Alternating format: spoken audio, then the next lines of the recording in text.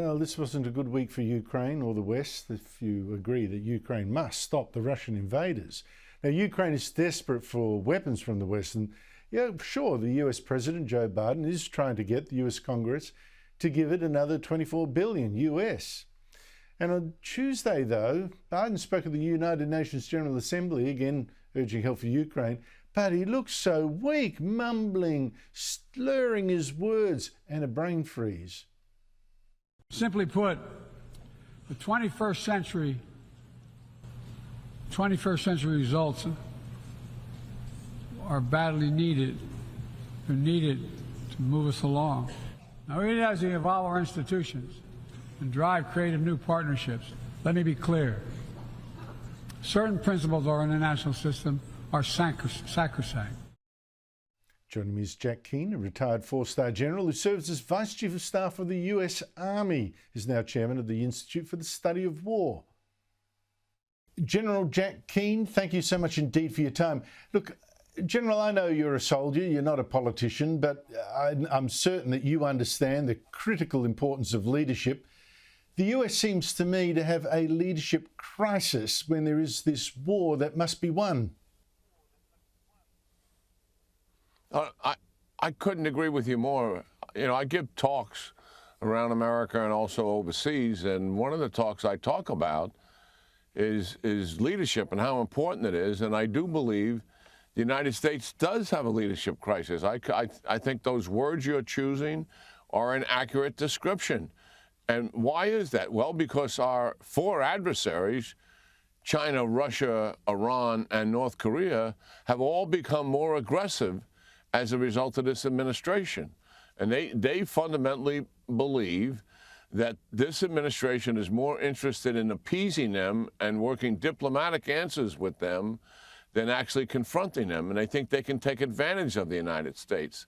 And certainly after the Afghanistan situation in August and the debacle that the entire world has seen, I think the expectations they had about the administration were fulfilled. And we saw aggression by all four of these countries increase as a result of that. The most notable is Putin put 170,000 troops beginning on the border a month after Afghanistan, and in February he invaded the country. So yes, leadership crisis, accurate description. And it's not just the substance, the abrupt withdrawal from Afghanistan and then the collapse there. The Taliban walked in. Also, the handling of China for too long, things like that. It's the style. I mean, the president mumbling and brain freezing at the UN, slurring his words. That also has an impact, doesn't it? I mean, that's like a message to China that this guy's not quite in charge. Well, it's certainly the American people see this more than the world does, and some 70% of the Americans do not want to see President Biden run for another term.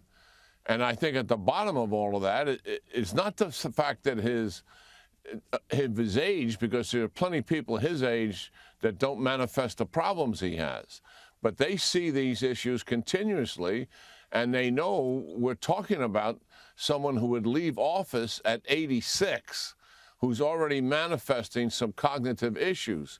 So yes, there are serious issues here, given the decision-making authority that the President of the United States has and the influence he has in the world, to be sure. Now, I noticed that the Russian President, Vladimir Putin, plus his ally, Chinese dictator Xi Jinping, they both skipped this UN General Assembly. It's a meeting of, world leaders, etc. this week. I was just wondering whether there isn't also some domestic trouble. He doesn't want to be out of the country at this time because, for instance, now his defence minister hasn't been seen publicly in a month. It seems he must be in some form of arrest. What do you make of what's going on there? Yeah, well, there's been 3 serious high-level removals. One is his foreign minister, extramarital affairs, but what's being reported in the media to include a baby being born while he had that affair here in the United States when he was the ambassador to the United States. The defense minister, we don't know why he's no longer in his position. And he also removed their strategic rocket leader, high-ranking general officer, who was supposedly highly regarded. The sum of that is that President Xi, my speculation is this. I mean, after the Party Congress, everybody he was surrounded with are people who had worked with him in the past. And I think he's getting more insecure and more paranoid as he stays in office longer, which is pretty typical for long-serving dictators.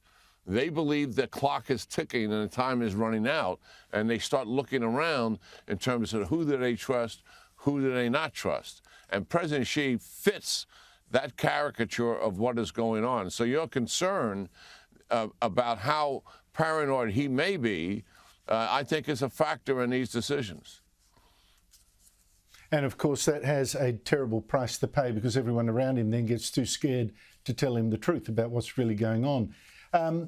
But to the battlefield, I can't let you go, General, without, because no one studies what's actually happening in Ukraine closer than you do. What is happening with the Ukrainian offensive? They've been trying to drive a wedge in the Russian-occupied south of Ukraine to split the Russian forces there.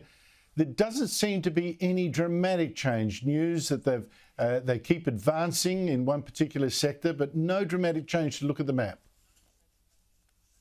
Yeah, you're absolutely right about that. I mean, the progress is certainly much slower than they had expected, and they've really been slowed by the obstacles, so much so that the mechanized operations that we were expecting to see, that is tanks and armored fighting vehicles and artillery all on the move, that did not take place because of the formidable obstacles the Russians have in place. So what the Ukrainians have done, and this is where the Ukrainians are very adaptive. When they took those early casualties in June, they changed plans completely. They went to an acceptable form of maneuver called infantry infiltration to get into those, through those obstacles and also take territory. That is what they have been doing. They've been trying, they got through the main defensive line, took weeks to do it. And now they're trying to widen that so they can bring their mechanized forces in and do something that we were expecting to see, and that is mechanized operations where you're gaining territory much faster. If they're not able to do that, then they're not going to take much territory here, and that's the reality of it. We don't know what's going to happen. We know the Ukrainians have hurt the Russians quite a bit, Andrew. The casualties on the Russian side are pretty significant. Many of the Russian troops have been there for months. Morale is low. They're not being as well taken care of as you would expect them to be. So there are still opportunities here for the Ukrainians. But you're absolutely right, going much slower than expected. They have about 80 kilometers to get where they want to go to, so that they would split the main supply route and then be able to bring in long-range missiles and artillery to pummel Crimea, the Russian bases and depots and fuel sites that are in Crimea. Not to physically go into Crimea, but to destroy as much of the Russian military capability that's there. They've only got 80 kilometres to go, but it's a long way still, with minefields in front of you. And there's only a couple of months to go before winter sets in. General Keane, thank you so much for your time.